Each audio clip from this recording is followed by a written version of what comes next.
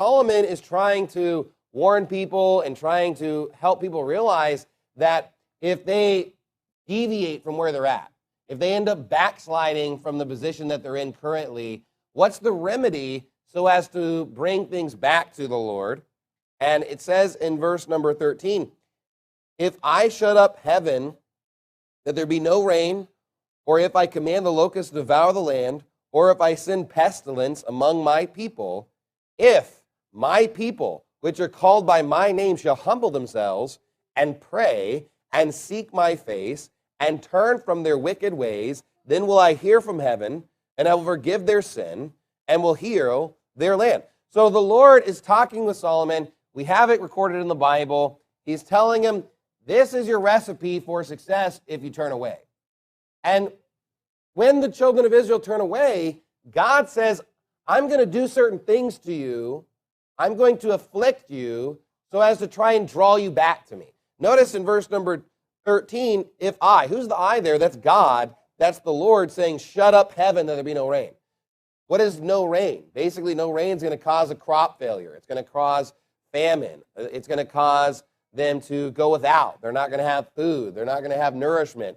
It's really a detriment to their economy. I mean, basically, in a modern day vernacular, it would be just completely destroying their economy, causing all kinds of issues in their economy.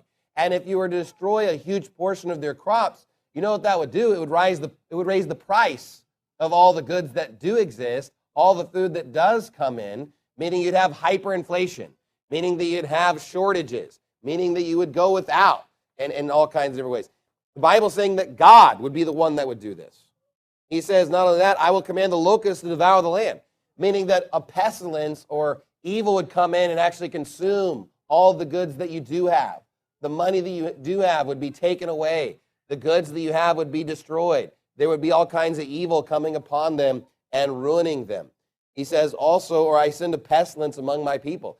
Just literally disease, literally some kind of an affliction. And so if we were to examine the world that we live in today and ask this question, if God were mad at his people, if God were mad at people on the earth today, how would he try to wake them up? What would he do to basically try and shake them and try to get them to start paying attention to the Lord? Well, he'd affect their economy.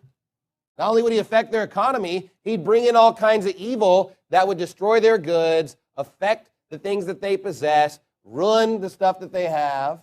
Not only that, bring in some kind of a disease or bring in health problems or bring in all kinds of basically sickness upon the people. Now, I wonder what that would look like today.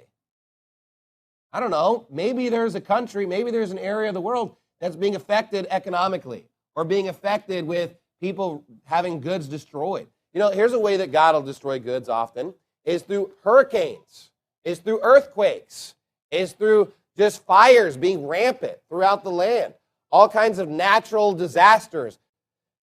And you would think, well, why is this stuff happening? Why would God allow evil and natural disasters? And why would he let the economy fail? And why would he bring in sickness and disease and all this evil upon an area? You know why? Because he's trying to wake people up.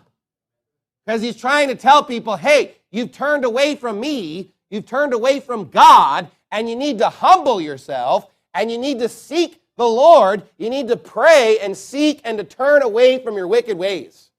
And he says that's the remedy for getting back to success, prosperity, having the Lord, notice as the Bible describes it, heal thy land.